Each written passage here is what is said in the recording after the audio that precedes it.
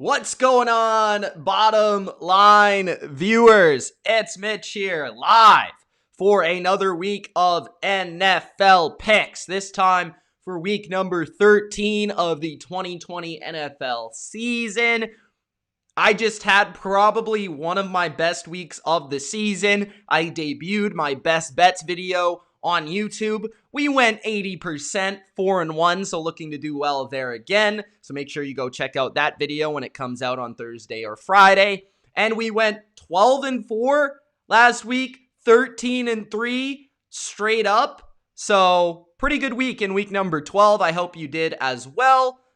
It's getting to that time for fantasy where we're near the fantasy playoffs. So for a lot of you, make sure you do check out the Stardom and the Situm tomorrow. That video is going to be awesome, but I'm looking forward to the stretch run of the NFL season where we see who's going to make it and who's not going to make it.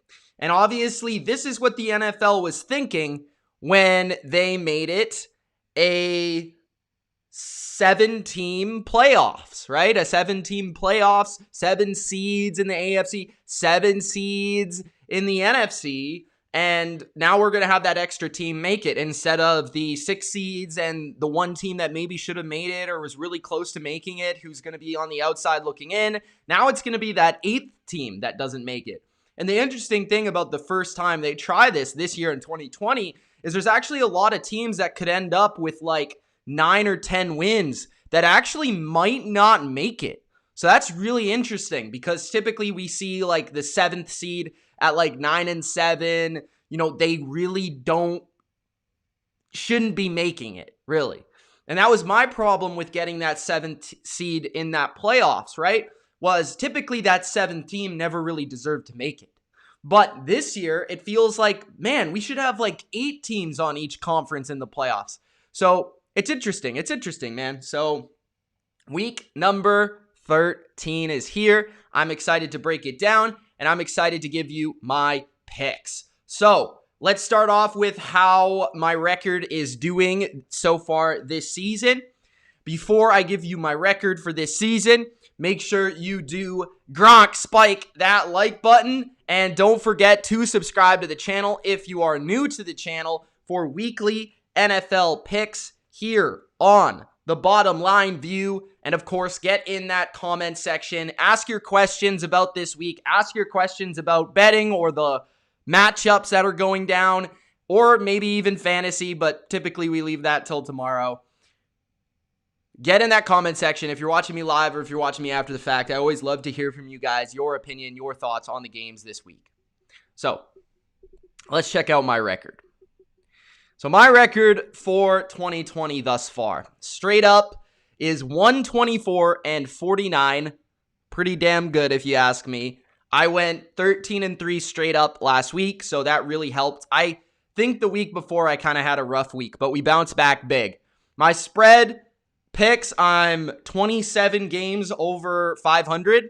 So I'm 173. I took out the best bets on the graphic just because that's a whole new video now. So you'll see my best bets record in that video instead of on the regular picks video. So it doesn't confuse anybody on the differences between the two videos. So yeah, straight up 124-49, spread 173. We're looking to continue what we did last week today. All right. So let's go. Game number 1 is the New Orleans Saints and the Atlanta Falcons. So New Orleans is -3 in this game. Taysom Hill is still a starter, so nothing has changed there. For Atlanta, they recently just absolutely beat down the Las Vegas Raiders, who are looking like a playoff team.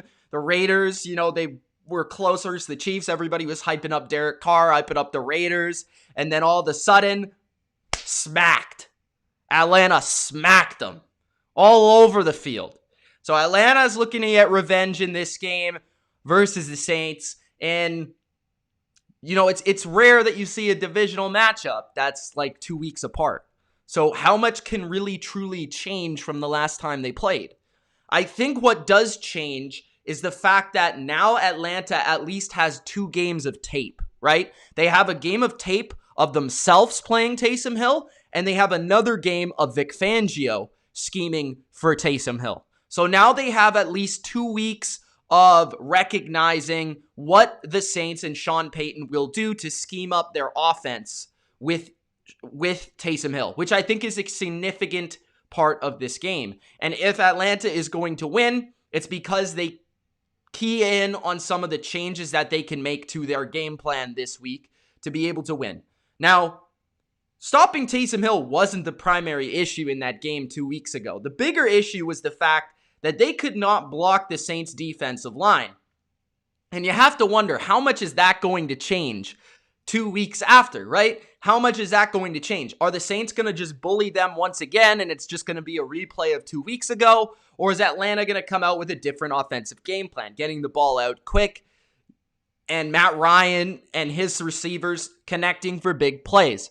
Now, I think this game comes down to basically Atlanta's ability to once again contain the run game of the Saints, forcing Taysom into awkward passing situations, but now recognizing what they can do to cause discomfort for Taysom Hill.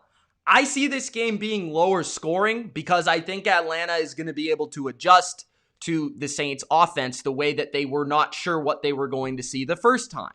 So I think Atlanta's defense will play better this time around. They played really well versus the Raiders. On the flip side, I do think Matt Ryan will have more success in this game. It's rare that he's held to like 10 points. It's rare that Atlanta's offense is held to such a poor performance, especially seeing as how this game is in Atlanta, right? So I do think Atlanta is going to have a better offensive day. Is that saying they're going to go up and down the field? No, not necessarily. I actually think this game's going to be defensive. I think it's going to be probably both teams around 20 or below 20 in the teens. And I think it's going to be a back and forth game. I think this game could be one where the Saints are upset. Atlanta is a team that typically splits with New Orleans, Drew Brees or no Drew Brees.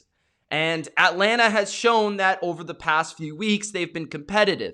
I do not see a blowout coming in any way, shape, or form. I just don't. I don't think Taysom, if you watch the game versus the Broncos, you would realize why. And they did a good job, Atlanta versus Alvin Kamara in the first matchup. They really had trouble with Michael Thomas, to be fair. But yeah, I just don't see New Orleans and their D-line totally dominating Atlanta again. Now, a lot of this does depend on, is Julio healthy? Is Julio ready to go? Because obviously Atlanta's offense is much better when one of the best receivers in the sport is playing. And then defenses have to focus on both Julio and on Calvin Ridley. So my pick may depend on if Julio is in the lineup or not.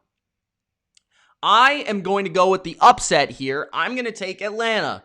I think that typically this is a game where everyone would pick the Saints. But then if we saw the Saints lose, everyone wouldn't be surprised because this is a divisional game. So this might be bold. This isn't necessarily because I think the Atlanta Falcons are a better team. Obviously not. But I just think when there's division matchups, it's very close. Weird things can happen. And this time it's in the home building of Atlanta, although there's no fans. I do think that there's something to that. And Atlanta did split with them, I do believe, last year. Actually dominated one of the games. I think that this game's going to go a little bit differently than the first one. I think Atlanta's going to take it here. I don't really know why. I just kind of have a feeling. So I don't think the Saints are going to run the table. We saw weaknesses in their offense last week. I think those things are going to show up in this game, and I think that's going to be the reason why Atlanta is able to squeak out a low-scoring game. So I'm going to take Atlanta 20-17, something like that. But it's going to be an ugly football game, and it's not going to be pretty, but I think Matt Ryan and the Atlanta Falcons will pull off the upset. So I will take Atlanta to win, and I will also take the 3 points. Now, could I see New Orleans winning? Yes, 100%. They are the better team. this game was played, they would win 7 out of 10 times. But this is a divisional game, and it happens. It happens. So I'm going to go with the bold pick and take the Atlanta Falcons. All right. The next game is the Detroit Lions at the Chicago Bears. Chicago is -3 in this game. This is another divisional game. Chicago has the better defense. I would say that the Lions have the better offense. I think the Lions have the better quarterback. And a big key to this game, no more Matt Patricia. That's a big factor to me. And a lot of people would think that's a bad thing. I actually think that's a good thing. I think firing Matt Patricia, who was such a nuisance to this team and who was so degrading to the franchise, the players, I think they lost motivation to play for their head coach. Darrell Bevell, on the other hand, I think is respected. I think has done a pretty decent job with the offense throughout his couple seasons there in Detroit. And I think that Detroit is going to win this game because they have the better quarterback. Whether it's Mitchell Trubisky, who I believe it will be, or Nick Foles, I'm not sure who's playing. I don't care. I am no longer picking the Bears. I get it. You know, I've been high and mighty on the Lions. I was wrong. But this is not a game that they cannot win. All right? I picked Houston last week. I told you my reasons why. But this is a game in Detroit where Detroit should have won the first matchup. And quite honestly, the game was a blowout until the Lions lost all 4 of their starting corners in the game. I do not think that will happen. Kenny Golladay was not playing in the first game, and they were still almost able to win. Kenny Golladay will not be playing in this game, but DeAndre Swift might be back in this game. So that's a factor to me. I think that the team plays hard under Darrell Bevell, and I think the Lions come out and win. I think there's actually, in terms of the coach, in terms of the franchise, I believe this could be a game where we see the Bears' defense deteriorate. There comes a time when you're a good defense where you just get sick of your offense sucking so bad. And if the Bears are incapable of putting up points early in this game versus a bad Lions defense, I promise you, the Bears defense might get down on themselves and might not play up to 100% effort. They still have a chance to make the playoffs, technically, but they realize they aren't going anywhere with the current quarterback situation. The Lions, I feel better about. The first time they played, and this time, I feel they square it up at 1-1 for the season. So even though the game's in Chicago, I don't necessarily care. I feel like the Lions defense, they're bad, but there's nothing really on Chicago's offense to take advantage of them. Really? I mean, Chicago has struggled to run the ball all year, struggled to protect the quarterback all year. The quarterback has struggled to pass the ball all year. And I know people are going to say Trubisky actually plays well versus the Lions. I don't care. He didn't in the first game. And this is the thing, right? It's going to be a different defense. I think it's going to be a different defensive scheme that is brought to the table. I don't think the Lions are going to be playing as much man as they did under Patricia, now that the defense is going to be on the defensive coordinator. It's not going to be as much on Patricia. It's going to be on the other coaches who are there, who I think are going to change some things that have been negative about their team. So I think the Lions are going to come out, play hard for Bevell. Stafford's going to be the difference, and the Lions will win a close game. I'm going to say 23-16 Lions. All right. The next game is the Cincinnati Bengals at the Miami Dolphins. Before we get to this, I just want to do something real quick. Is everything all good over there? It's not lagging or anything? I'm just going to turn this off. Okay.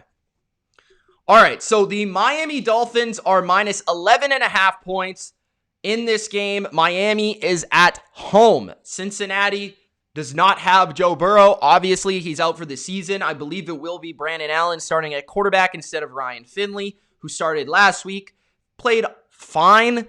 I think Cincinnati hung in the game versus the Giants when they really shouldn't have been in the game. A lot of things happened there where kick return, and I think the game was closer on the scoreboard than the game actually was on the field versus the Giants.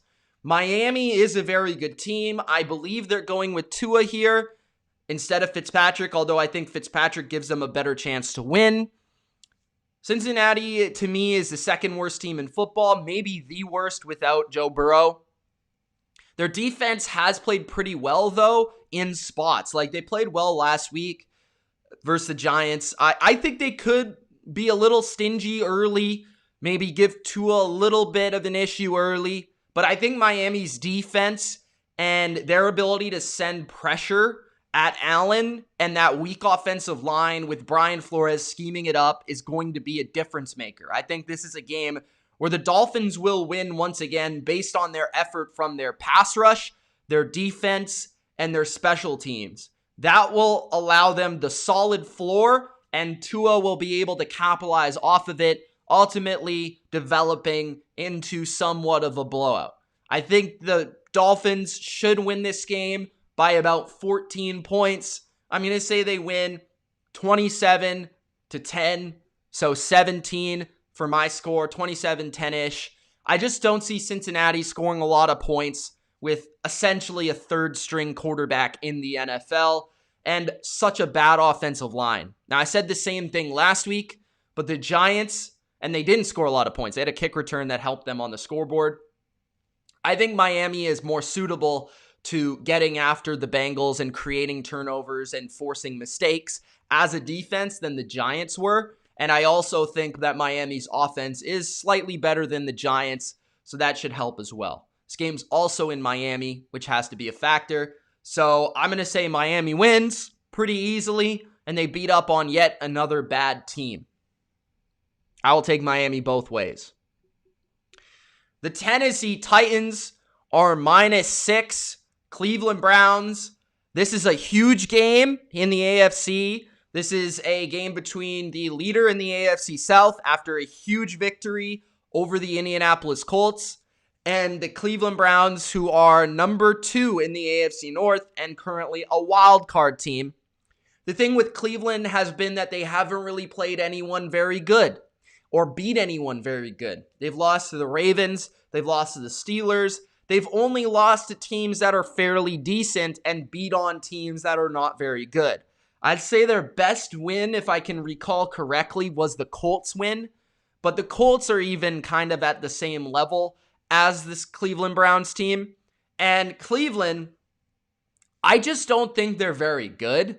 I don't see Cleveland passing the ball effectively versus anyone in this league. They allowed Jacksonville to hang around far too long.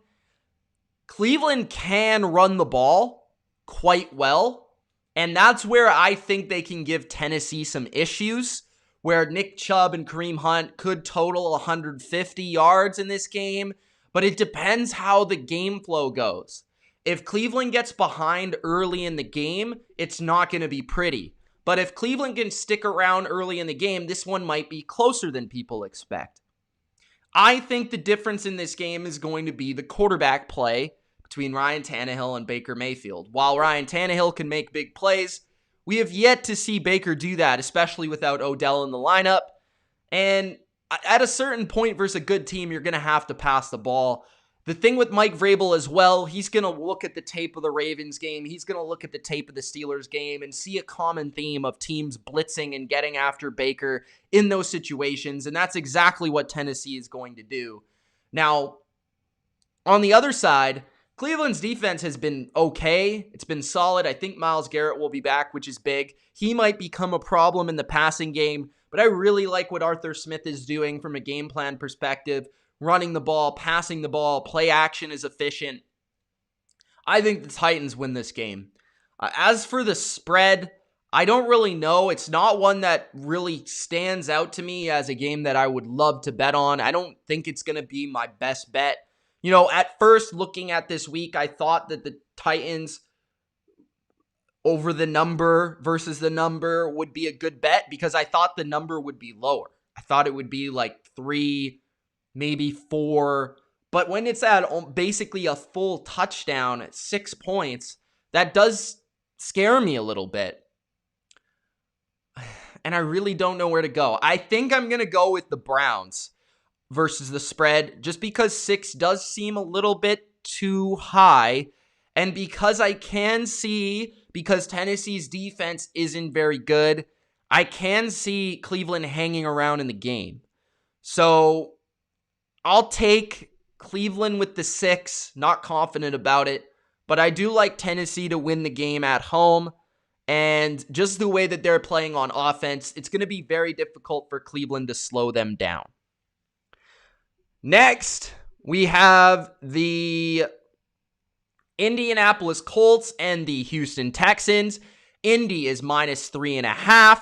Houston is at home. Now, Houston had a couple big things happen over this week. Will Fuller was popped for some sort of suspension, as well as another player who's not coming to my mind. Somebody else as well. 2 players on the Texans. And the Brian Cushing meme was all over the place. But Will Fuller is a significant loss for this team. I think it was all a corner. I want to say it was Roby or somebody like that. Correct me where I'm wrong. But this game, I thought, could be a potential upset for the Texans with Will Fuller in the lineup. Because I'm somebody that does value the wide receiver position. When wide receivers are out, I think it does significantly hinder a team. And the Texans, the wide receiver position is essential to them winning games. I think there's some upset potential here. The Colts just lost. It depends on their injury report. DeForest Buckner, is he back? A lot of their offensive linemen were hurt last week. I don't think they're quite as bad as they played last week because of those injuries. And because Will Fuller's out, that allows the Colts to focus a little bit more on Brandon Cooks. And then you go down the line of, is Randall Cobb the guy that's going to step up? I just don't see a lot of weaponry around Deshaun Watson versus a good defense, a good pass rush. Phillip Rivers can get it done versus a weak secondary in Houston with not a great pass rush either. I think the Colts will find a way to win. If Will Fuller was in the lineup, if Bradley Roby was in the lineup, I'd think about the Texans as an upset here. But I think this should be a bounce back spot for the Colts. Texans have been playing better under Romeo Crennel and have been winning as of late. I think they've won 2 in a row. But the Colts are a playoff team that's looking to pick up a win here to stay in that hunt. And I think they're just the better all-around team who has that strong D-line, will win the line of scrimmage. Their defense is solid enough. They're fast. And Rivers has played very well versus bad defenses, and that is what the Texans offer, a bad defense. So I'll say the Colts win. I'll also take, that's tough. Do I take the Colts to cover? The hook at 3.5 is really interesting. I might take the Texans with 3.5. That's tight. That's tight. This is another game that I'm not thinking about as a best bet, I don't think. I'm going to say the Colts win. Should I thread the needle? I'm going to say the Colts versus the spread. I might change my mind as well, but I'm going to say Colts both ways as of now. Just because I could see a scenario where the Colts get out to a lead and then the Colts unleash the hounds after Watson, and it gets a little out of hand. Maybe there's like a strip sack or something like that versus Deshaun. Like, there's only so much Deshaun Watson can really do in this game. So I'm going to say the Colts both ways, but that's another tight one for sure. Next game is the Jacksonville Jags at the Minnesota Vikings. Vikings are -10. The Vikings are not good enough for me to really bet on them versus any team -10. I'm not sure if I should be taking 10 here. Jacksonville's bad, but are they bad enough to lose to the Vikings by more than 10? That's a good question. I'm going to take the Vikings because I think this is a game versus Jacksonville where Dalvin Cook can get off and run for 150 to 200 yards. That certainly could happen. This is a take over the game type of game for Dalvin Cook, for sure. Adam Thielen should be back, so that's big. So I really don't see the Jags stopping the Vikings all that much in this game. Glennon actually played fairly well versus the Browns. And the thing is, the Browns are a similar team as the Vikings on both sides of the football. They run a similar defense. They run a similar offense. I think the recognition for the Jags of understanding of just playing the Browns might actually help them. But then again, it might help the Vikings as well. To see what the Browns did to counteract certain things and see how the Browns did things. So it could go either way in terms of that, but it is very fascinating to me that Jacksonville plays two teams that are so similar and made up the same way back to back. The Vikings need to win this game in order to keep their playoff hopes alive, and I'm not really concerned that they will not win this game. I'm pretty confident they will win this game. But in terms of covering 10, I just feel like that could be too much. Maybe the Vikings hold on to cover. I don't know, man. That's interesting. Another tough one. I'm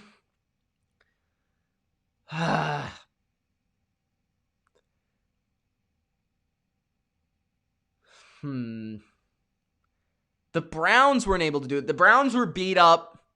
The Browns were hurt. I'm trying to convince myself to take the Vikings -10, but it's definitely difficult to do. It's not the easiest thing. You know what? Adam Thielen's back. Justin Jefferson could break a big play. Dalvin Cook should dominate. Let's go with the Vikings both ways. I don't love it though. Man. Or do I go Jacksonville? I don't know. I really don't. The Vikings aren't good. The Vikings are overrated. But Cousins is a lot better than Baker. And if Baker does just throw to an open receiver, they might cover the spread.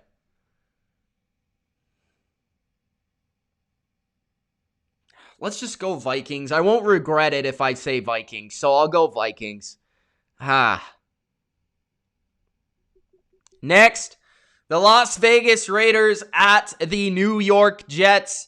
Las Vegas is -8 in this game. I believe the line started at 7 or 7.5, and it's now at 8. So that's interesting.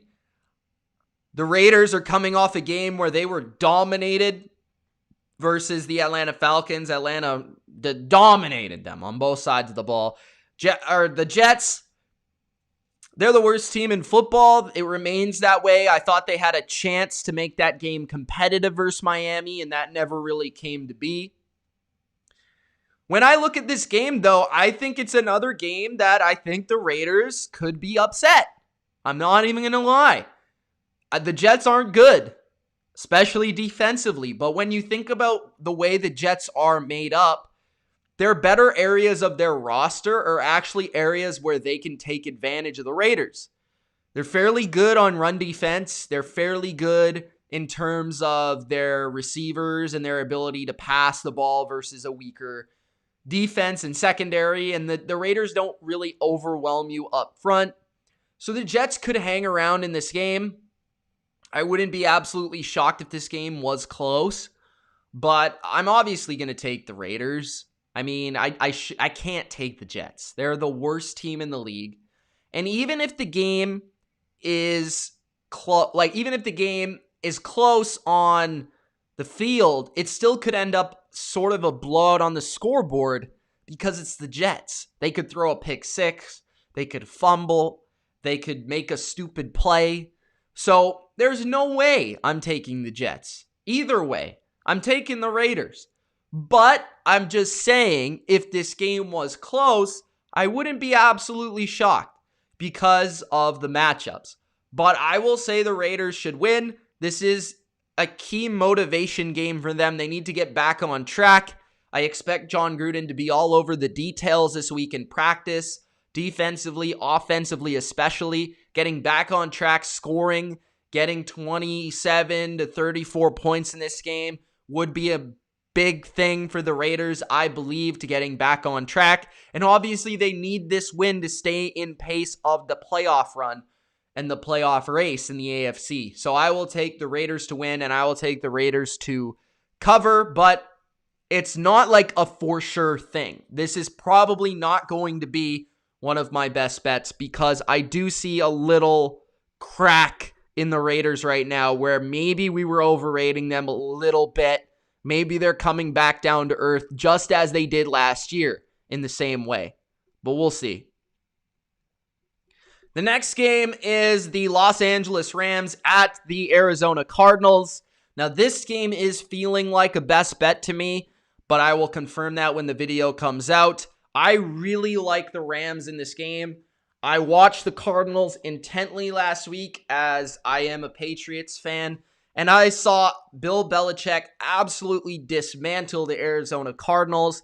The Cardinals are on, I believe, a 2-game skid. They lost to the Seattle Seahawks. They lost to the New England Patriots. And now they play the LA Rams. The Rams lost to the Niners. They struggle with the Niners. I think this is a spot where people are underestimating the Rams. The Rams have one of the better defenses in the league. They made multiple plays last week to keep their team in the game. Their offense sucked last week. That will not happen versus the Cardinals. The 49ers defense is significantly better and more talented than the Cardinals. They have a significantly better defensive line. The Cardinals do not. Goff will have time in this game, which means Goff will be comfortable. They'll be able to run the ball fairly well. They'll be able to get their receivers involved. I think the Rams will score high 20s, low 30s. And that means Kyler Murray will have to keep pace. I don't see that happening. Kyler Murray is hurt, and Kyler Murray is struggling. And the Cardinals' offense is not dynamic. It's not creative. And defensive coordinators who are smart, which is what the Rams have been able to slow them down significantly in the option game, in the run game, and in the passing game. You think about the matchups in this game, Jalen Ramsey, just as Gilmore did, on Hopkins. Okay, they have a really good secondary, one of the top 3 in the game. They have Aaron Donald to disrupt the run game in the inside. They have the speed to be able to track down Kyler in the open field. This Rams defense is going to give Kyler issues. And I don't see Sean McVay being slowed down at all in this game. So I think the Rams actually win quite convincingly. I think the Rams, it's funny because they don't match up well with the Niners, but they match up very well with the Cardinals and very well with the Seahawks. So I like the Rams to win this game, and I think they're going to cover the 3 as well. I think this is a bounce back spot for the Rams, and they will significantly out-coach the Cardinals. I like this game a lot. Next, the New York Giants at the Seattle Seahawks. Seattle is -10. Now, if Daniel Jones does not play, this game will become a best bet. I think it would be Colt McCoy who would replace Daniel Jones. Seattle really should dominate this game. This is an easy matchup, in my opinion, for Seattle. The Giants, if Daniel Jones is not there, they cannot pass the ball effectively. Seattle's defense has been a lot better as of late. Russell Wilson will be able to pass the ball in this game with Metcalf and Tyler Lockett. I don't really see much resistance coming from the Giants. I don't. If Daniel Jones is not there, their offense loses one of their biggest playmakers. His ability to run, his ability to throw and put the ball in tight windows is huge. If it's Colt McCoy, forget about it. I'm taking the Seahawks. Seattle should win, and Seattle should blow them out. I mean, it should be at least a 10-point win. It should be a 14 to 17-point win. I like Joe Judge and all that. This game is across the country. This game is in Seattle. This game could be without their quarterback. Two of their top receivers are limited in practice. Seattle is scoring points. They're scoring in this game. Metcalf, Lockett, Carson is back. If Daniel Jones is there, I'll take the plus 10. Daniel Jones is not there. Give me Seattle to cover. I like Seattle in this game. I think Seattle will win, and depending on who plays quarterback, it might be one of my best bets. Next. Oh, baby. Oh, baby. It's the New England Patriots traveling across the country to play the Los Angeles Chargers. The Chargers have Justin Herbert, a rookie quarterback, versus Bill Belichick, who's a master of disrupting and owning the rookie quarterback. I have not seen many rookie quarterbacks play better than Justin Herbert this season. Here's the thing. This is by far the biggest coaching mismatch of the week and is not relatively close. The Josh McDaniels and Bill Belichick have coached circles around Anthony Lynn in the past and will coach circles around Gus Bradley once again. You think back to all the games where the Patriots have played the Chargers and how many points they've been able to hang up on the Chargers scheme and the Chargers defense.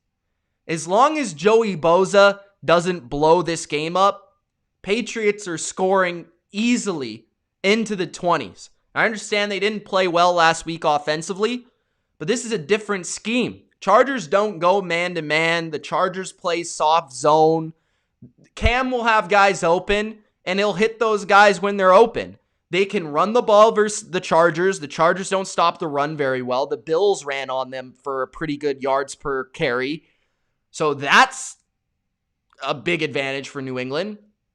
On the flip side, New England can cover the Chargers receivers, make it difficult on Herbert, show some creative things and throw him off his game just as tad, maybe force a turnover, an interception. Now, Herbert's going to make some big throws, especially if New England goes man-to-man. He's going to be able to make a couple big throws in this game to keep the game interesting.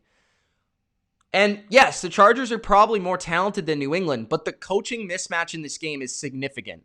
New England will win this game, and New England should win this game by a touchdown-ish. I'm going to say 27-20 New England on the road versus the Chargers. Chargers just don't match up well with the Patriots, and especially because McDaniels has owned this defense matchup after matchup. Cam will get a bounce back win in this game, and the Patriots will advance to 6-6. Next, the Eagles and the Packers. The Philadelphia Eagles at the Green Bay Packers. The Packers, I'm taking them. Packers, it doesn't even really have to do with the Packers. But one thing is, the Packers, they feast on bad teams. The Eagles are a bad team, guys. They suck, okay? Now, I will say this. The Eagles actually, on paper, match up kind of well with the Packers. Like, when you think about it, they should be able to get a pass rush on the Packers. They can stop the run. You have Slay to cover Adams, even though Slay got torched by Metcalf, but that's a different animal. And offensively, you can take the ball out of Wentz's hands because you can run the ball with Sanders, and that will, therefore, less opportunity for Wentz to ruin the game for you. So I wouldn't be surprised if this game was close, but there is no way I'm taking the Eagles. Are you kidding me? Did you watch them versus the Seahawks? I'm taking Aaron Rodgers. Rodgers should throw for 3 tutties again. Aaron Jones, I'm expecting to get in the end zone this week for my fantasy team's sake. And the defense of Green Bay, they might give up some yards on the ground in this game, but it won't be enough for Philadelphia to consistently move the ball. The Eagles have struggled a ton moving the ball. I mean, what did they do for Seattle's defense last week that makes you believe they can score? I mean, what? What do they do?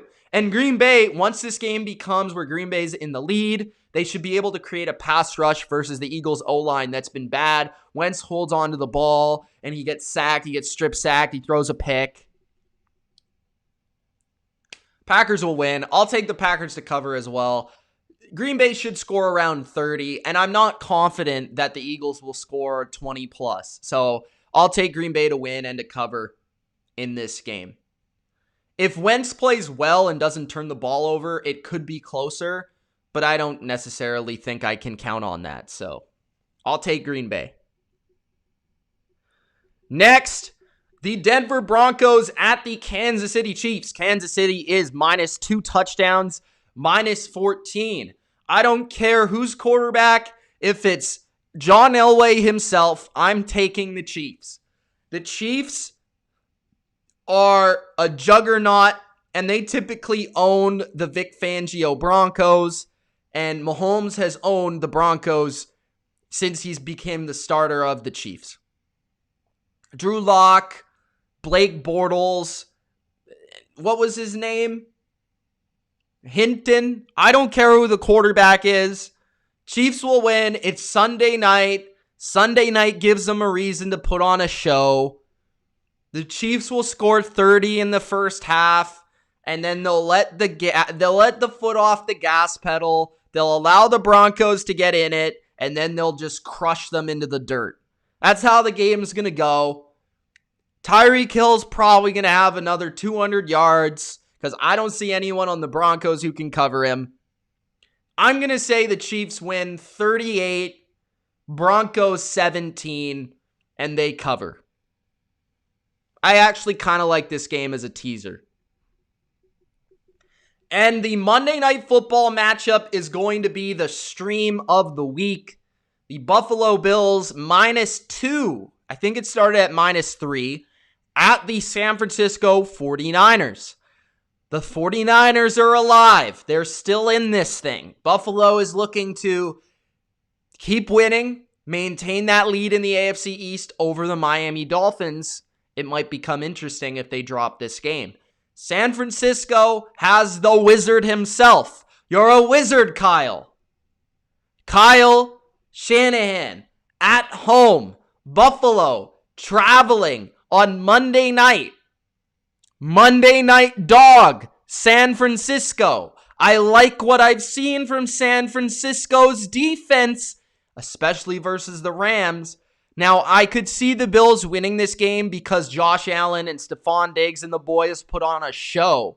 But when you think about the matchup and the things Buffalo doesn't do very well, run the ball, stop the run, and they don't have the greatest secondary in the world right now, I actually think San Francisco is a bad matchup for the Bills. Shanahan is going to run the ball in this game. The Niners are going to run for 150 yards in this game. I would be surprised if they didn't go past 100 yards. Raheem Mostert and those guys in the backfield, McKinnon, they're gonna run the ball effectively. Nick Mullins is bad, but it doesn't matter because it's a quarterback-less offense. On the other side of the ball, Sherman is back. So that definitely helps their secondary. Jason Verrett's in there. Jimmy Ward is in there. They have Fred Warner still in there. So I think they're decent enough on defense to hold down the Bills, especially because they have a faster front so they can track down, Josh Allen from running sideline to sideline. I think San Francisco wins. I think they're a bad matchup for Buffalo. I think this would be a fairly impressive win for the Bills. Because I think what this would show me is that Buffalo is equipped to beat a lot of different type of teams. Right now, I like the Bills a lot. I think the Bills are a really good team, but I do see certain matchups giving them trouble. And we've seen it already this year, where certain matchups have given them trouble. They seem to be more of a matchup team than a juggernaut team. Like, they're not quite on the Chiefs level because I don't think they can just beat anyone in the league. I think they do struggle versus certain teams. If they can continue to get their run game going, continue to play well on defense, then they could win this game. But I think San Francisco will do a good job of maintaining possession of the ball. Shanahan, it's Monday night. He'll want to put on a show. You have Debo there. You have Brandon Ayuk back. You have Mostert back. You have Sherman back. The talent on both sides are pretty similar. The real difference is, can Josh Allen just strictly ball out and win this game? That is the difference. If Buffalo can win this, if they win this game, it's going to be because of Josh Allen. If they lose this game, it's probably because their defense doesn't show up. I think San Francisco wins. I just have a feeling about this matchup that it's not a good one for Buffalo. Again, I wouldn't be shocked that Buffalo wins, and that's why I am streaming it, because I think it's fascinating. I think it's going to be really interesting to watch. Of course, it's McDermott versus Kyle. It'll be a good coaching matchup. And two, the offensive coordinator, Brian Daboll, versus Robert Saleh, the defensive coordinator of San Francisco. Two guys that are kind of up for head coaching opportunities, so that's a big matchup on that side. I just think overall it's a really, really, really even game. Obviously, San Francisco needs to win to stay in the hunt, and Buffalo needs to win to maintain the lead on the Dolphins. So I'm going to take San Francisco to win, and obviously I will take them plus the 2. That's every game. I don't think I forgot any. I might have. Somebody let me know if I forgot a game, but I don't think I did. There are a couple buys this week. I know Carolina, Tampa Bay are on a bye. But that, I think, is it. Let me know. So best bets will be probably Friday, maybe tomorrow. And start 'em, sit 'em, I'm going to aim for tomorrow. But we'll see. We have the last week for school this week for me. So I'm, doing the last little bit of projects and studying to do and stuff like that. So the content's really going to start to ramp up once I'm out of school early in December. So there's going to be a lot more regular videos, not just the typical videos you see during the season, but probably some extra stuff added in there. I want to do a couple video essays during the break as well. So that's really important to me. But yeah, I'm excited for the break so that I can grind on this YouTube stuff. Ultra says, with the $4.99 super chat, thank you, Ultra. He says, please remove Monty as a mod. Okay, I'll think about it. But thank you for the $4.99. How old am I? I'm 24. All right, guys. So let's get some comments and questions or whatever, and then I'll be out.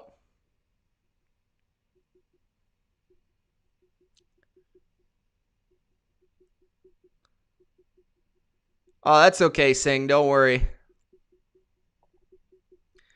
You're the man. Don't worry about it if you can't make it.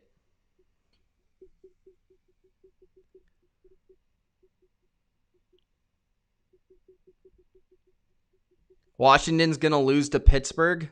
That's a bold take.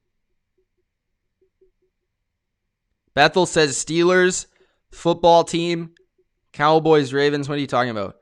McSorley God, asked Connor. McSorley can't pass. He's not an NFL quarterback. Are the Chiefs winning by what? I'll say the Chiefs win by, what did I say? 38-17, so 21. Where would I rank Godwin and Gronk at their respective positions? Gronk is probably top 7-ish. Probably even closer to top. I mean, he might even be top 5. Tight end's kind of savage right now. It kind of sucks. But for all that he does, he's probably still top 7-ish. Godwin is probably top 15.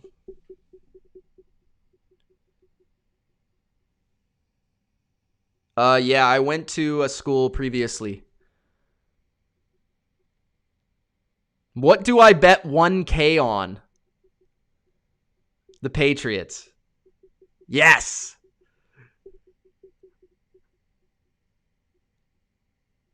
I don't want to say anyone to bet 1K on anything. You'll have to tune into my best bets. I can only give you advice.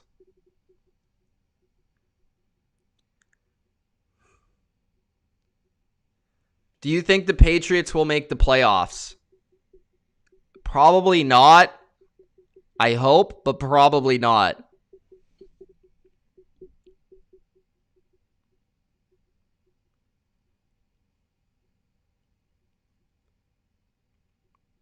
The Steelers overrated? Yes.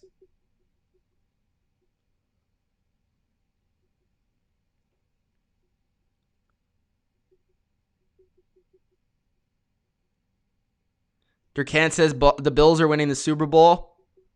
Popcorn says, what did he say about the Saints?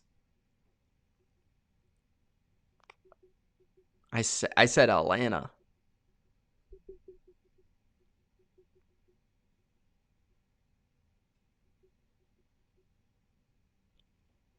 Yes, scary. BLV, Tyreek, best receiver in the game. How much do you normally bet per game? Usually my number is 50. If I like the game single, then I usually do like 50 a game. That's typically for me. AA and G says, how do you think D-Hop and Kyler will do? I think they'll struggle this week. I don't think they're going to be... I mean, they'll still have numbers, don't get me wrong, but this is a tough matchup, just as it was last week.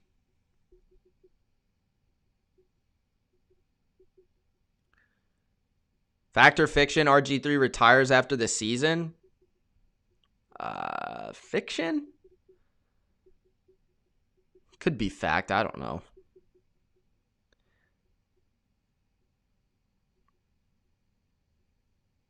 Broncos go what? What's their record right now? I'm going to say 6-10. Joseph says Josh Allen top 5 quarterback. He's probably just outside top 5. Who are the front runners for MVP? Mahomes, Wilson, Rodgers. Lori says Atlanta sucks. Crow says this is the time of year where the Patriots are in their prime. Dude. I can't wait for Debo and Ayuk together on Monday night, says Rob. Yes, sir. Bethel says D-Hop versus Ramsey rivalry renewed.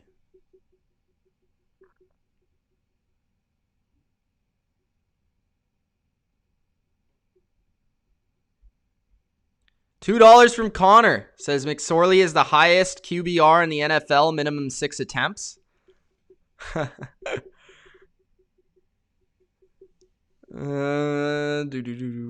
You're forgetting Washington versus Pittsburgh and Ravens versus Cowboys. All right, I'll do those. I guess they were rescheduled, right? So I'll do those right now. All right, so the Cowboys and the Ravens. Assuming Lamar Jackson is playing, I think the Ravens will win. I was impressed with what I saw from the Ravens today. I thought their defense played very competitively. I thought their offensive line looked pretty good, pushing around the Steelers, running the ball. I think the Ravens are going to be a scary team. If they get in the playoffs, they're scary because they have a good defense, especially secondary-wise, and they can run, and they got Lamar. So I understand they can't really pass, but if they get in a certain game script, they're very difficult to beat. So they're one of those wild card teams you do not want to see if they make it. I think they crush the Cowboys. Like, crush. Like, I think it's going to be like 42-7 to like 14, like bad. I just see that happening. The other game, Pittsburgh, Washington. Pittsburgh should win, but I mean, Washington is competitive. I mean, they're feisty. I think the game will be kind of close. I'm going to say like 24-20 Pittsburgh. It's going to be close, I think. Maybe Washington's offense struggles too much. Maybe they don't score 20. But Washington's been playing well. Alex Smith hasn't been turning the ball over. The Washington defense is good. Like, that's tough. So I'll go with Steelers and probably Washington to cover, and then the Ravens both ways, if I had to say right now what it will be.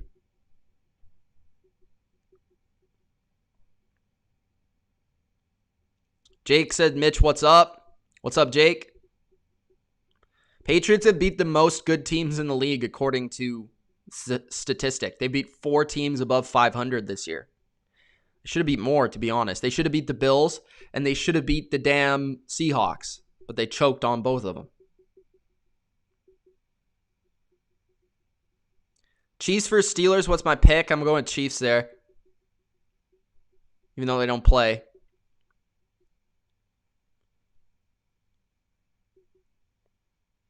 Crow says Patriots would still beat the Steelers. I don't care. We own them. Why is Nicholas not a mod, but Monty is? Nick! Connor says, as an honest Ravens fan, I'm done. I've been a Ravens fan for over 90 years, and this team is pathetic. Not a single Super Bowl ring. That's incorrect. That's 2 Super Bowl rings. Horrible coaching, the 48th best quarterback. It's pathetic. I don't know what you're talking about. Ultra says, Nicholas, I know that Connor isn't a fan of any team, so he's lying right off the gate. Ultra says, Nicholas has just as much of a case for a mod as Monty. None. True. Patriots are so much better, bro, than everyone says. I mean, yeah, because everyone wants to see them be terrible. They're not terrible. They're just not good either. They're just average. Turtle says, Mitch, is that a Brian Dawkins autographed football? Yes.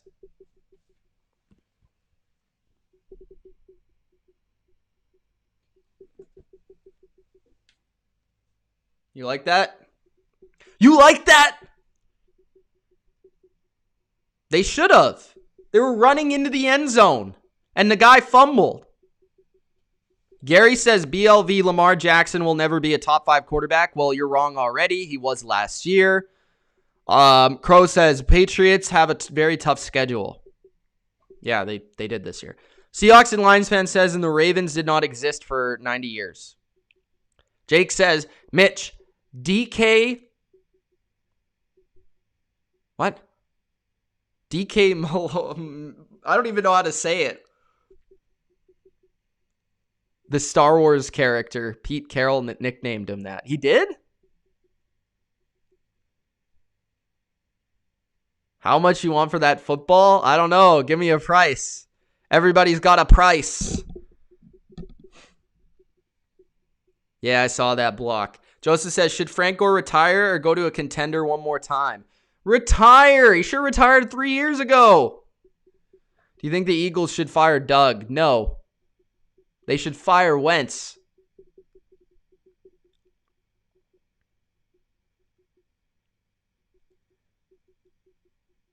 Anything else? Yeah, I heard Dawkins is your favorite player.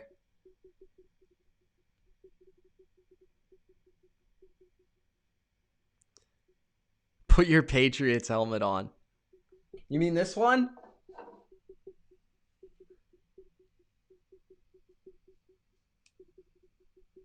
It won't even stay.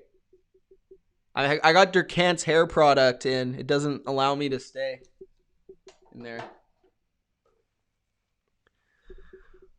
Who are Turtle's 5 favorite players ever? That's a good question. If I had to guess, it would be Marshawn Lattimore, Michael Thomas, Reggie Bush, Drew Brees,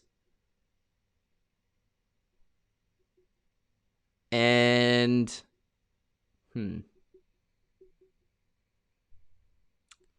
who's the last one? That's a good question. Who's the last one?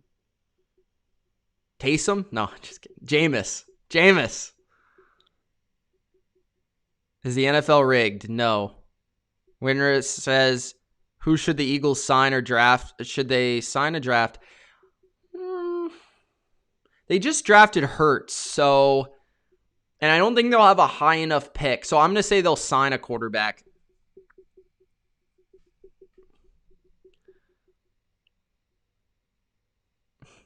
That's the opposite, Durkant. You're an idiot, bro.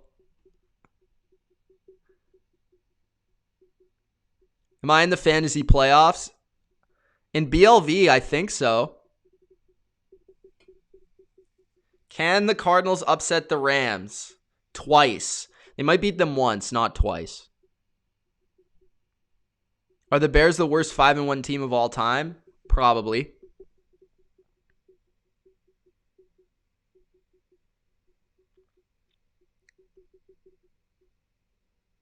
All right.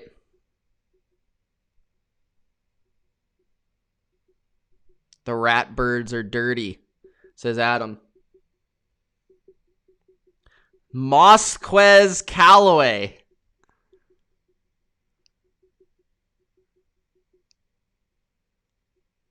Durkant thinks he's going to win the BLV league.